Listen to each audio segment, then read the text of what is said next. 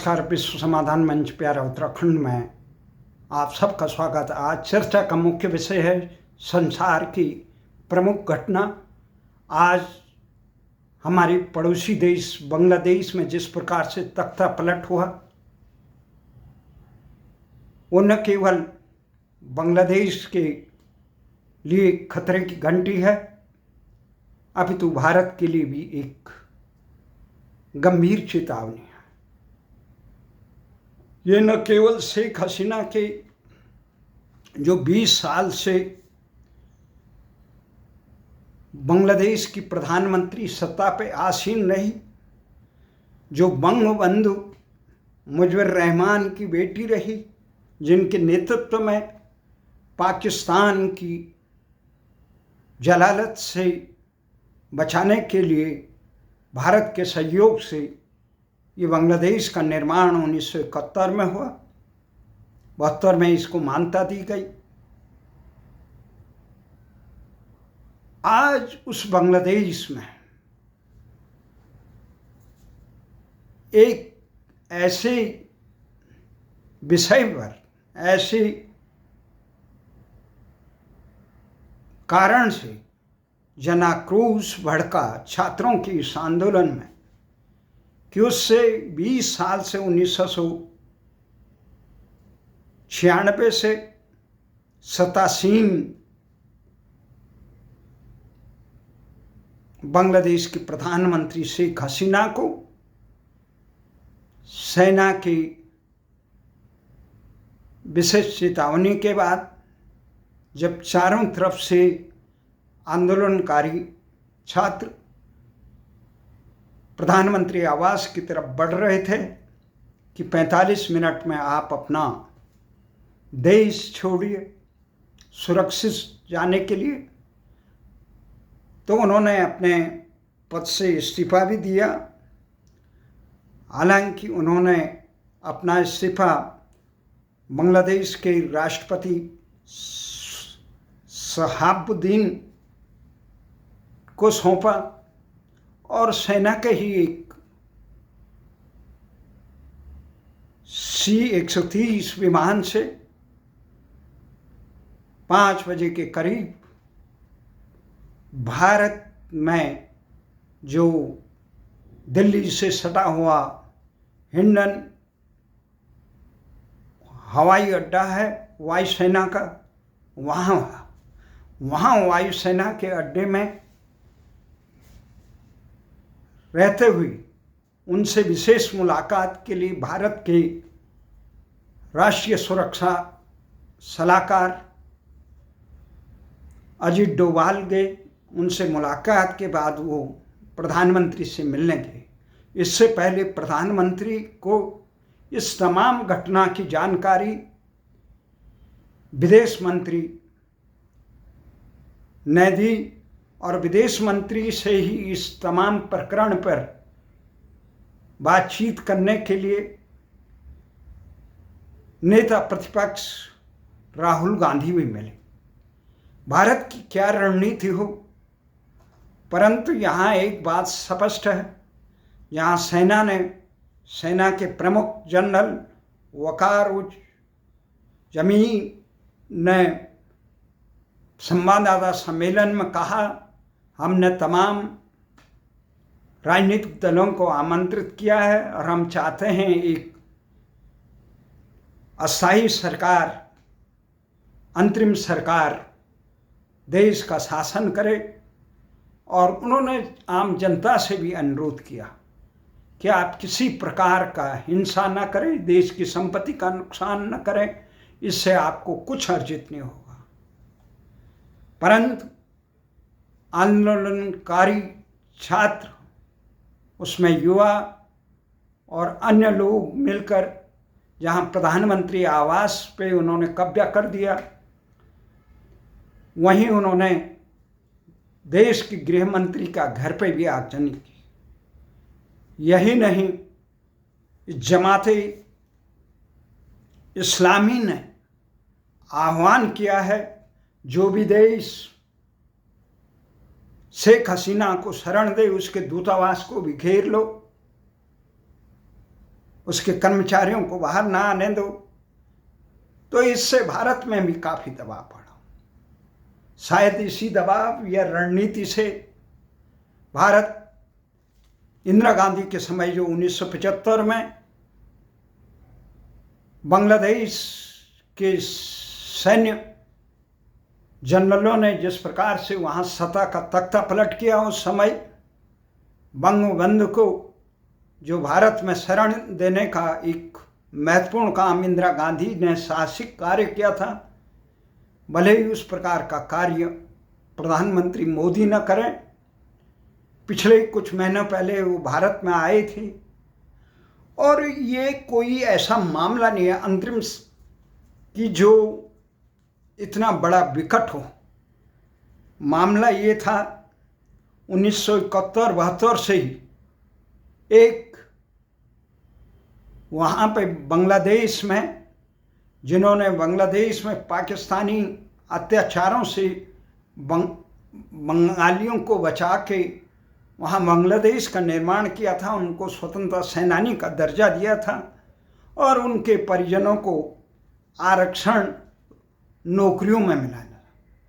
2018 तक जब ये आरक्षण समाप्त किया गया, ये चला था 30 वर्ष, तो इस आरक्षण को हाई कोर्ट ने निरस्त कर दिया कि अनैतिक रूप से या गैर कानूनी ढंग से इस आरक्षण को रद्द किया गया। इसके खिलाफ जमाते इस्लामी से लेकर पाकिस्तान के ISI द्वारा समर्थित छात्र संगठन, छात्र शिविर से लेकर अनेक कट्टरपंथी संगठनों ने इसका पुरजोर विरोध किया। उस हिंसा को देखते हुए शेख हसीना सरकार ने सर्वोच्च न्यायालय में अपील की। सर्वोच्च न्यायालय ने ये 30% से घटाकर इसे 5% कर दिया और 2% उसमें दिव्यांग और अल्पसंख्यकों को आरक्षण है, केवल 7%। मामला थम गया था, परंतु इसको हवा दी। अगस्त में लॉन्ग मार्च का आह्वान करके इसके पीछे राजनीतिक सियासी ताकतें, पाकिस्तान और चीन जैसे अतिवादी देश इसको हवा देने का काम कर रहे थे, क्योंकि शेख हसीना की सरकार भारत समर्थक मानी जाती है। इस सरकार के खिलाफ जब बड़ा आंदोलन चला, वो हिंसक हो गया और उसमें 300 से करीब लोग मारे गए, आगजनी हुई, कई पुलिसकर्मी भी मारे गए। शेख हसीना ने अपील की कि आप सरकार से वार्ता करें, लेकिन उन्होंने सरकार के इस्तीफे की जिद करके उनकी मांग को ठुकरा दिया। जबकि सर्वोच्च न्यायालय ने इस मामले में सुनवाई के लिए 7 अगस्त को इसी कल परसों रखा था, परंतु तब तक इतना बड़ा व्यापक हिंसक प्रदर्शन हो गए थे जिसको भांपने में शेख हसीना से लेकर भारत असफल रहा। बांग्लादेश में जिस प्रकार से सियासी ताकतें, भारत विरोधी ताकतें षड्यंत्र के तहत शेख हसीना को कमज़ोर करना चाहती और वहाँ अपने प्यादों को बिठाना चाहती हैं। खासकर जिस प्रकार से शेख हसीना ने कुछ महीने पहले ही कहा था कि यहाँ एक बड़ी महाशक्ति अपना अड्डा बनाना चाहती है और एक ईसाई देश बांग्लादेश को और भारत के कुछ भूभाग को तोड़ के बनाना चाहती। उसके बाद भी भारत की एजेंसियां वो सुरक्षा ढांचा नहीं दे पाई जो कभी हमने मालदीव में दिया था, जो हमने तमाम इस प्रकार से आग्रह किया था। हम अपने आसपास की तरह, चाहे लंका हो, जिस प्रकार चीन ने डेरा डाल दिया, पाकिस्तान भारत के विरुद्ध खिला है, अब अफगानिस्तान में तालिबानी सरकार है, तो कई पत्रकार, वरिष्ठ पत्रकार संसद की समीक्षा से लेकर संसद की कार्रवाइयों की लंबे 2 दशकों से रिपोर्टिंग करने वाले पत्रकार, गुजरात समाचार के राजेश सिंह हो या कई राजनीतिक समीक्षक जो भारतीय जनता पार्टी से संबंधित रखते हैं,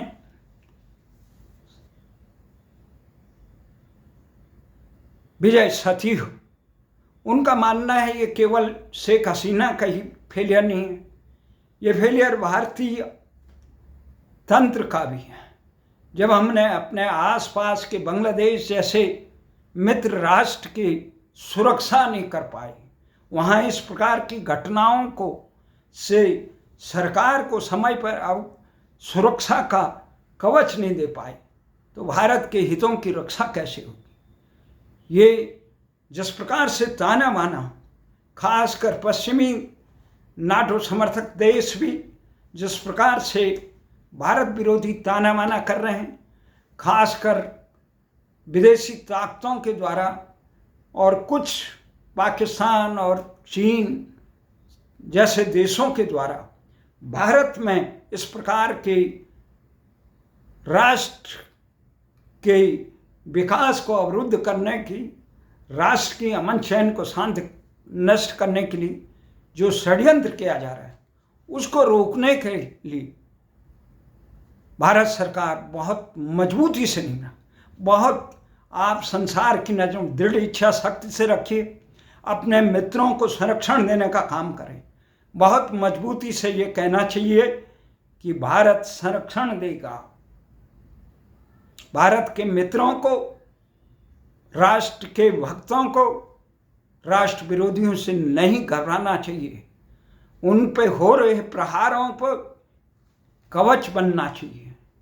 ये जो चीज़ होती थी राष्ट्र की और राष्ट्र के हितों की रक्षा करने के लिए, देश की सुरक्षा की रक्षा करने के लिए जिस प्रकार से बांग्लादेश में ये काम हो रहा है, नेपाल में काम हो रहा है, जिस प्रकार से पाकिस्तान में काम हो रहा है, अफगानिस्तान में काम हो रहा है, जिस प्रकार से लंका में काम हो रहा है, इससे भारत के मालदीव से लेकर अनेक देशों में जिस प्रकार से भारत विरोधी तत्व सिर उठा रहे हैं, भारत समर्थकों को, खासकर हमारे भारत में बंगाल प्रदेश में जिस प्रकार से शासन किया जा रहा है, जिस प्रकार से भारत विरोधी तत्वों को के मंसूबे सर उठाकर राष्ट्रभक्तों पर अत्याचार किया जा रहा है और उनको खुला आह्वान भारत में आने का किया जा रहा है, तो उससे भारत सरकार ने जो अपने संवैधानिक दायित्वों का निर्वाह करना था, मजबूती से ऐसी सरकार पर अंकुश लगाना चाहिए था, मजबूती से ऐसी सरकार को बर्खास्त करना चाहिए था, वो करने में विफल रहे। तमाशा देखने से जब पानी सर से ऊपर उतर जाए तो तब जागने से कोई फायदा नहीं। समय रहते राष्ट्र के हितों की मजबूत करें। देखना यह है जिस प्रकार से इन अतिवादी आंदोलनकारियों को जो इस समय बंगबंधु के मूर्तियों को तोड़ रहे हैं, जो आगजनी कर रहे हैं, जो अल्पसंख्यकों का जीना हराम कर रहे हैं, जो सरकारी संपत्तियां नष्ट कर रहे हैं, उनके खिलाफ सेना मजबूती से काम नहीं करे। अपितु सेना ने कहीं ना कहीं उन्हें समर्थन देने का केवल तमाशबीन बनकर राष्ट्र को, जो बांग्लादेश जिसकी प्रति व्यक्ति आय भारत की प्रति व्यक्ति आय से अधिक हो गई थी, कल कारखाने वो विकास के में योगदान दे रहे थे, वहीं बांग्लादेश चंद इस्लामिक देशों में ऐसा देश था जो विकास की डगर भर रहा था, उस पर भी कट्टरपंथी तत्वों ने सर उठाकर उसके विकास को अवरुद्ध करना का काम किया, अपितु आसपास की अमन शांति को भी नष्ट करने का काम। इसलिए भारत को बहुत मजबूती से अपने समर्थक राजनीतिक दलों का साथ ढांचा देना। अभी खबर आ रही है कि शेख हसीना यहाँ से अपनी बहन के साथ, जो उनकी बहन लंदन में रहती है, ब्रिटेन में रहती हैं। ब्रिटेन भारतीय उपमहाद्वीप के उपनिवेश का एक हिस्सा था, एक वो क्या कॉमनवेल्थ का मेंबर है, तो वहाँ शरण मिली। पाकिस्तान के शासकों को भी विपत्ति काल में वहाँ शासन मिले, परंतु जिस प्रकार से पाकिस्तान में, लंदन में, ब्रिटेन में इस दिन अराजकता, दंगे हो रहे हैं, उससे लगता है वहाँ जिस प्रकार पाकिस्तान समर्थकों का, कट्टरपंथियों का काबिज है, वहाँ भी शेख हसीना का जाना उचित नहीं। बेहतर होता भारत सरकार उसे भारत में ही शरण देती। जो भी भारत के खिलाफ मजबूती इस्राइल की तरह देंगे, हम अपने मित्रों के बुरे दिन के साथ खड़े भी रहेंगे, अपने मित्रों के अच्छे दिन में भी खड़े रहेंगे, ये संदेश देने में। अब बांग्लादेश में देखना है, जो वहाँ पे अंतरिम सरकार सेना बना रही है। सेना ने 1975 से लेकर 1990 तक वहाँ पे सैन्य शासन रहा था, तख्ता पलट किया था। वहाँ पे जिस प्रकार से वहाँ पे अस्थिर सरकार, एक अंतरिम सरकार बनाई जा रही है, वो उसमें अंतरिम सरकार में कहीं कायस लगाए जा रहे हैं। मोहम्मद यूनुस जो विश्वविख्यात अर्थशास्त्री नोबेल पुरस्कार विजेता हैं, उनको कहीं कायस लगा रहे हैं। डॉक्टर सलीमुल्लाह खान से सेना के पूर्व सेना अधिकारी, एक हिंदू अर्थशास्त्री डॉक्टर देवप्रिय भट्टाचार्य और पूर्व न्यायविद आसिफ बहाई मिश्र आदि को एक अंतरिम सरकार में, सरकारें अंतरिम हो या अन्य, परंतु एक सवाल ये है, इस प्रकार के ताकतें जो सोर्स विश्वविख्यात, जो तमाम विकासशील देशों की सरकारों को अस्थिर करने के लिए काम कर रहे हैं, उनके तत्वों से कैसे निपटा जाए। देश में अस्थिरता विकास को जहां अवरुद्ध करती है, वहां देश के आम जनता, गरीब जनता का जीना दुश्वार कर देती है। अमीर लोग तो संसार के किसी भी कोने में जी लेंगे, परंतु गरीब लोगों के लिए रोजी रोटी का सवाल हो जाता है।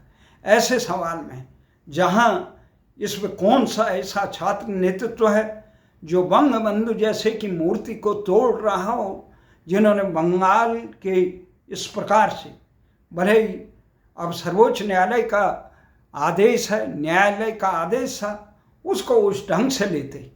कोई भी छात्र हो, कोई भी आंदोलनकारी हो, राष्ट्र की संपत्ति और राष्ट्र का नुकसान करके करना वाले कभी देश के हितैषी नहीं हो सकते।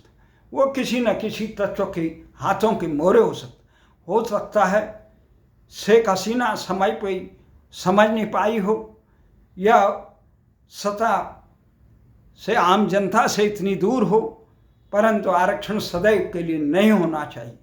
ये सीख न केवल बांग्लादेश के लिए है, अपितु परिवर्तन निरंतर होना चाहिए। परंतु कमजोर शासक देश की नींव, अमन चैन के लिए भी खतरनाक होता है। सरकारों को सजग होना चाहिए कि राष्ट्र विरोधी तत्व कहीं देश के अमन चैन पर ग्रहण न लगा ले। इसी आशा और विश्वास के साथ शेख हसीना लंदन में रहे या भारत में रहे, वहाँ का क्या भविष्य होगा, पर अस्थिर पड़ोसी, चाहे पाकिस्तान हो या बांग्लादेश हो, लंका हो या नेपाल हो, वो किसी भारत के लिए भी हितकर नहीं है। जब हमारे पड़ोसी देश समृद्ध होंगे, उनके सुरक्षा विकास के पगडंडी बहें, तब सकारात्मक प्रतियोगिता हो सकती है। तब हम खुशहाल, चाहे विपन्नता के बीच में खुशहाली के टापू सुरक्षित नहीं रहते। इसी आशा और विश्वास के साथ देश के हुक्मरानों को एक पल की भी भूल बहुत महंगी होती है, इसलिए सजग रह के हमेशा राष्ट्र हित के लिए काम करना चाहिए। और इस प्रकार के तत्वों को जो राष्ट्र विरोधी हो, उनको निर्ममता से कुचलना चाहिए, तभी राष्ट्र सुरक्षित होता है, अन्यथा राष्ट्र की विकास सहित अमन चैन पर इसी प्रकार का ग्रहण लगता है जिस प्रकार लंका में लगा, जिस प्रकार से आज बांग्लादेश में लग रहा है, कुछ समय पहले नेपाल में लगा, पाकिस्तान में लग चुका है, अफगानिस्तान में लग चुका है, म्यांमार में लग चुका है, मालदीव में लग चुका है। इन तमाम आज दिशाहीन और निस्वार्थ के शासक के कारण आज वो यूक्रेन में लाखों लोग मारे जा चुके हैं, क्योंकि यूक्रेन का शासक किसी का प्यादा बन चुका है। वो देश की सुरक्षा से ज़्यादा अपने अहम के कर रहा है। जहाँ शस्त्रों के, हथियारों के अकूत खरीद फरोश में भ्रष्टाचार की ज्वाला ने उनकी सतामदता और बढ़ा दी है। देखना ये है राष्ट्र को सजग होने में, अपने हितों में कहाँ तक भारत सफल होता है। इसी के साथ आज ये बहुत बड़ी खबर है, इस खबर की समीक्षा हम आगे करते रहेंगे। जय हिंद, जय भारत।